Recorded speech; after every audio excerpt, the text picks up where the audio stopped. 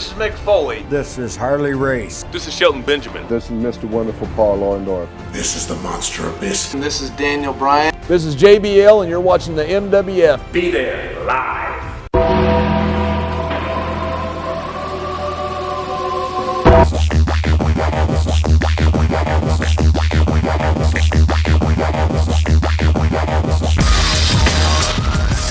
Wrestling fans from around the corner and around the world, welcome to another installment of Wrestling Insiders. I'm Dan Marotti here at MWF Studios, just north of Boston, in downtown Melrose, Massachusetts, 02176, the zip code of champions. Stay tuned after the news for some awesome money-saving deals where you can support indie wrestling. Let's check out the August 29th, 2016 edition of WWE Monday Night Raw from the Toyota Center in Houston, Texas. Taped for WWE Superstars before Raw went live on the USA Network, the Golden Truth defeated the Shining Stars, and in singles action, WWE United States Champion Rusev beat his old nemesis Jack Swagger. Raw opened with Corey Graves conducting a sit-down interview with all four men battling it out in the four-way Universal Championship title match later on, as Roman Reigns faces Seth Rollins, faces Kevin Owens, faces Big Cass, and the winner wins the big red leather strap that Finn Balor was unfortunately forced to forfeit last week on Raw due to a shoulder injury sustained at SummerSlam when he in fact defeated Rollins to become the first Universal Champion. What you'd expect here, talk, then a brawl to get the fans hyped up for the main event guaranteeing a new champion. Chris Jericho defeated Neville via submission. Interesting to see how Jericho is going to be used over the next couple of months, as he was slated to be part of the main event title picture over the course of the next two Raw brand exclusive pay-per-views with Finn Balor and Kevin Owens before Balor was injured. Nia Jax defeated Ion in her squash match of the week. Not much to say here. This slow build continues to portray Jax as a monster heel in a very, very limited women's roster. It's going to be interesting to see exactly who is going to go at it with Nia, considering the limited amount of opponents she has right now, especially with Sasha Banks on the injured reserve. Sami Zayn with the win over Jinder Mahal. WWE Tag Team Champions The New Day and Bayley teamed up to defeat the Club and Dana Brooke in a six-person mixed tag team match. New Day was represented by Kofi Kingston and Big E in this one. Bayley was over great with the fans. Dana Brooke didn't look impressive at all. The problem with the draft and having a women's division each on both Raw and SmackDown is that WWE doesn't currently have enough strong female wrestlers to sustain two brands. Would have been much better to have one strong division exclusively on either Raw or SmackDown rather than have two weak, thin rosters. Presenting weak or even okay female wrestling is going to lead to fans turning on it again. In another match in the best-of-7 series, Sheamus defeated Cesaro to go up 2-0 thus far. Another match that was fine, but not much sizzle to it. WWE put together a really nice tribute to the late Mr. Fuji, who passed away at 82 years old Sunday. And the Braun Strowman squash match of the week, Big Braun, with a quick win over the masked Americo. Up next was a great segment with Raw Commissioner Stephanie McMahon and Paul Heyman. Heyman came out to pay Brock Lesnar's $500 fine for his antics at SummerSlam, and he had a giant stack of $1 bills. As he started to count them out one by one, Stephanie slapped the money out of his hands and wanted to know what value Heyman had to Raw. Heyman told Stephanie she has a board of directors to answer to and that her father put her in a bad position, as Brock Lesnar is the only fighter she has. Heyman asked Stephanie to take the money and accept his apology. She coldly said yes. As Stephanie walked off, Heyman had a sinister look in his eyes. It will be interesting to see what's up next for Brock Lesnar. It's been announced that Lesnar's SummerSlam rematch with Randy Orton will take place not on pay-per-view, not on television, but on a Raw brand house show in Chicago, Saturday, September the 24th. That's a real head-scratcher. I think there's a lot of money for WWE Network subscriptions, the former pay-per-view, if Orton-Lesnar rematch was to take place at Survivor Series or even further down the road. I would hold off on a Lesnar-Orton rematch on a non-televised event. As noted in the individual video he put together on it, Lesnar's contract, where he received a raise last year, stipulates that he has to take part in X amount of non-televised events each year, and that's fine, but there's a bunch of different guys that Lesnar could take on to have value to that live event in question and not perhaps water down the Orton rematch if it is to take place on a pay-per-view event. Darren Young defeated Titus O'Neil before Alberto Del Rio like silence. This feud isn't helping either guy, and that's being pretty generous. After the match, Titus attacked Bob Backlund again and left Young laying, saying, "You both owe me." Looks like this isn't the end of the feud between these two, unfortunately.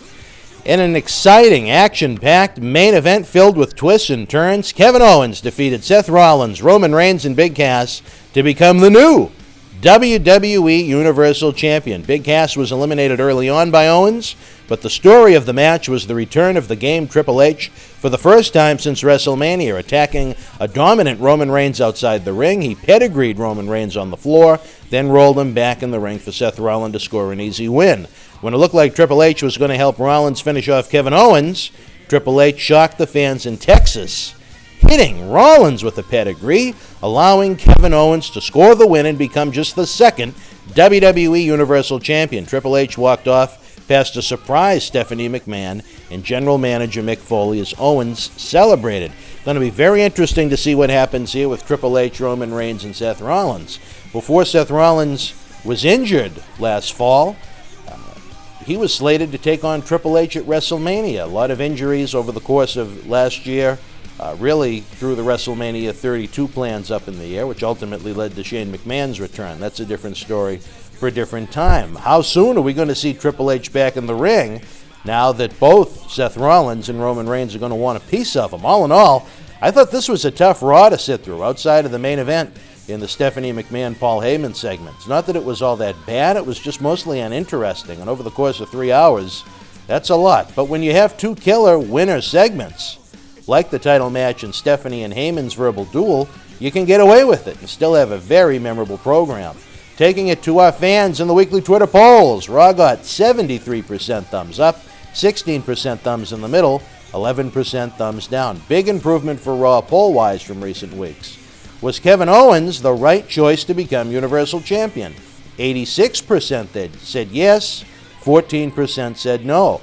We should have a video taking a look at the WWE Raw main event picture available shortly. As always, would love to hear your thoughts about Raw in the comment section below. It's a hot summer on WWE Network with WWE NXT and the Cruiserweight Classic lighting up Wednesdays, along with SummerSlam and not one but two pay-per-views, with Backlash and Clash of Champions in September. Not currently subscribed to WWE Network? Come on now. Use our link below and get 1 month absolutely free. Get the pay-per-views live, the awesome weekly shows, and over 6,000 hours of on-demand content for free. See Lesnar and Orton at SummerSlam, Holy Foley, brand-exclusive pay-per-views, and so much more. At its regular price of only $9.99 per month, it's the best value in sports and entertainment. You want to talk about a great summer sale? Head on over to the MWF store on the BostonWrestling.com super site. We've got brand new WWE t-shirts, autographs, action figures, posters, and more. And this summer I have a special where if you spend $25 or more, you get a WWE t-shirt absolutely free. Not only is it a great deal, but every dollar spent helps our endeavors to bring you action-packed live events and video content.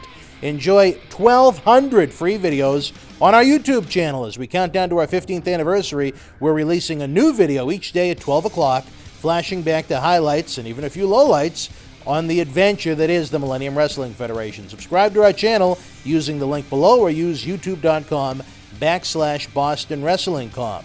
We also have regular news videos, TV episode recaps, results, interviews, and so much more. Help us bring you even more great video content by donating an amount of any size to paypal.me/Boston Wrestling. Again, every dollar donated helps us bring you more great live events and video content. If that wasn't enough, we have a new video on demand section on YouTube where you can either rent or own some of our classic state-of-the-art studio shoot interviews. In honor of the 10-year anniversary since the original No Holds Barred Iron Sheik studio shoot interview went viral and on the Howard Stern Show, we've remastered it and made it available for fans around the world to enjoy for as little as $5.99. We also have an awesome WrestleMania 1 roundtable studio shoot with the Sheik, Mr. Wonderful Paul Orndorff, and Cowboy Bob Orton, where all three WWE Hall of Famers look back at the WWF boom of the 1980s. John Cena Sr. joins me as co-host for in-depth studio shoots with both Paul Bearer and the first and only shoot ever done with the Boogeyman. Bull Dempsey joins us and pulls back the curtain on WWE NXT. Again, not only can you rent or own these awesome interviews, but every dollar goes right back into our efforts to bring you live event and video content. Another easy way to help our efforts is to use the links below or on the front page of the BostonWrestling.com super site to do your shopping on WWEshop.com, Amazon.com, or Walmart.com. If you make a purchase on any of those websites, wrestling-related stuff or not, we get a tiny kickback, and best of all, your cost doesn't increase 1 cent. Hey, Christmas is going to be here before you know it. Please keep us in mind, as again, every purchase made helps support indie wrestling. Last but not least, have a free ride on me with our friends at Uber. That's right, if you've never used Uber before, get a free ride up to $20 on the house to try out their great service. Forget about overpriced taxi cabs. Uber service is great. The cars are clean. The drivers are some interesting folks. Use the link below and see for yourself. I tried Uber for the first time last October in New York City for the WWE Madison Square Garden event, and I've used it regularly ever since. You won't regret it. Running out of time here, folks, as we approach our 15th anniversary. Don't miss a day on the BostonWrestling.com super site, as you never know what's going on in our world. Like us on Facebook.com/MWF Action. Follow us on Twitter at MWF2001. And again, subscribe for free to our YouTube channel at youtube.com/BostonWrestling.com. Until we speak again, folks, you and yours, be well.